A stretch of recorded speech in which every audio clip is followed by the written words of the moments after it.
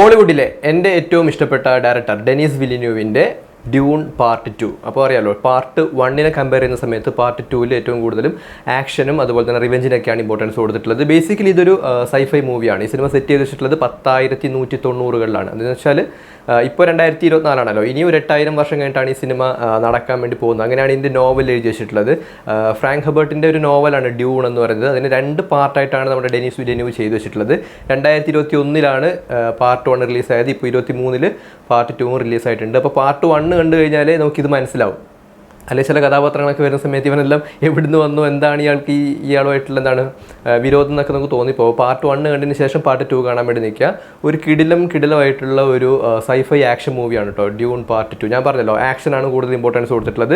പിന്നെ ഈ cinema set ചെയ്ത് വെച്ചിട്ടുള്ള ഒരു സ്ഥലം എന്ന് വെച്ചാൽ ഫുള്ള് മരുഭൂമിയാണ്. മറ്റൊരു ഗ്രഹത്തിൽ അരാക്കീസിലുള്ള ഈ ഒരു മരുഭൂമിയിലാണ് ഈ സിനിമ മൊത്തം സെറ്റ് ചെയ്ത് വെച്ചിട്ടുള്ളത്. കിടിലമായിട്ടുള്ള വിഷ്വൽസ് ആണ്. അതുപോലെ തന്നെ ഹാൻസ് സിമ്മറിന്റെ മ്യൂസിക്കും കൂടി വരുന്ന സമയത്ത് പിന്നെ ഒന്നും പറയാനില്ല. പാർട്ട് 1 അവസാനിക്കുന്നത് നമ്മുടെ പോൾ അട്രൈഡ്സിന്റെ അച്ഛനെ തട്ടിക്കളയുന്നിടത്താണ്. അപ്പോൾ പാർട്ട് 2 നമ്മുടെ പോൾ അട്രൈഡ്സ് എന്ത് ചെയ്യും, ഫ്രിമൻ പീപ്പിളുമായിട്ട് യൂണൈറ്റ് ചെയ്തതിനു ശേഷം ഹൗസ് ഹോർക്കോണൻസിനെ അടിച്ചൊതുക്കാനായിട്ട് പോകുന്നതാണ് ഈ സിനിമയുടെ പ്ലോട്ട് എന്ന് പറയുന്നത്. കിടിലമായിട്ടുള്ള പടമാണ്. ഒരുപാട് കഥാപാത്രങ്ങളും കാര്യങ്ങളൊക്കെ വന്നു പോകുന്നുണ്ട്. അപ്പോൾ ഇത് അനലൈസ് ചെയ്യാൻ വേണ്ടി നിന്ന് കഴിഞ്ഞാൽ ഒരുപാട് സമയം നിങ്ങളിങ്ങനെ പറഞ്ഞുകൊണ്ടിരിക്കേണ്ടി വരും. പക്ഷേ എനിക്കതിന് താല്പര്യമില്ല. കാരണം ഇത് കണ്ട് എക്സ്പീരിയൻസ് ചെയ്യുക എന്നുള്ളതാണ് എന്താണ് ഈ സിനിമയുടെ ഒരു പ്രത്യേകത. ഇത് പറഞ്ഞ് പ്രതിഫലിപ്പിക്കുക വെച്ചാൽ കുറച്ച് ബുദ്ധിമുട്ടുള്ള കാര്യമാണ്. ഒന്നല്ലെങ്കിൽ ഇത് നമ്മൾ പറയുന്ന കാര്യം അത്രയും എന്താണ് വളരെ കുറഞ്ഞു പോകും, അല്ലെങ്കിൽ ഒരു മണിക്കൂറുകളോളം ഇത് പറയേണ്ടി വരും. അത്രയ്ക്കും ബ്യൂട്ടിഫുൾ ആയിട്ടുള്ള സിനിമയാണ്. ഒന്നും പറയാനുള്ള, എക്സ്പീരിയൻസ് ചെയ്യുക. 2.25 മണിക്കൂറാണ് സിനിമയുടെ ഡ്യൂറേഷൻ. ഒരു പക്കാ തിയേറ്റർ എക്സ്പീരിയൻസ് പടമാണിത്.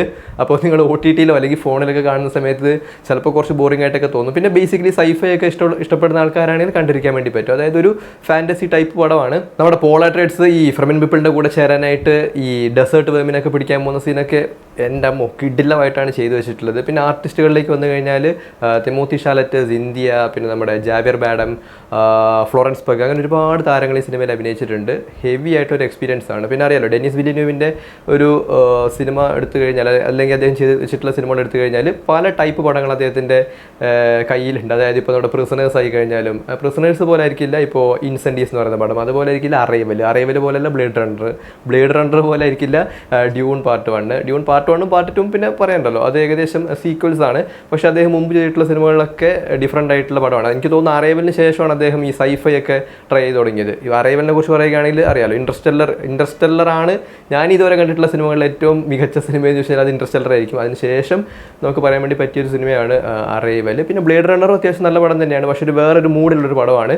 അപ്പോൾ ഡെന്നീസ് വില്ലിന്യൂവിൻ്റെ ഡൈ ഹാർഡ് ഫാൻസിനൊക്കെ കണ്ട് പുളകം കൊള്ളാൻ, ആവേശം കൊള്ളാൻ പറ്റിയൊരു സിനിമയാണ് ഡ്യൂൺ പാർട്ട് 2. കാണുക, എക്സ്പീരിയൻസ് ചെയ്യുക. നല്ലൊരു പടമാണ്. അപ്പോൾ ഫാൻറ്റസിയും സൈഫൈ ഒക്കെ ഇഷ്ടപ്പെടുന്ന ആൾക്ക് കണ്ടിരിക്കാം. അല്ലാത്ത ആൾക്കാർക്ക് കുറച്ച് ബോറിംഗ് ആയിട്ട് തോന്നും. ചുമ്മാ കാണുക, നല്ല രസമുണ്ട് പടം. കിടിലമായിട്ടുള്ള പടമാണ്. ഒന്നുമില്ലെങ്കിൽ എൻ്റെ BGM-ഉം ആ ഒരു പോർഷൻ, ഹാൻസ് സിമ്മറിൻ്റെ ഒരു കിടിലം വർക്കാണ് അതിൽ നമുക്ക് കാണാൻ വേണ്ടി പറ്റുന്നത്. കാണുക ഡ്യൂൺ പാർട്ട് 2.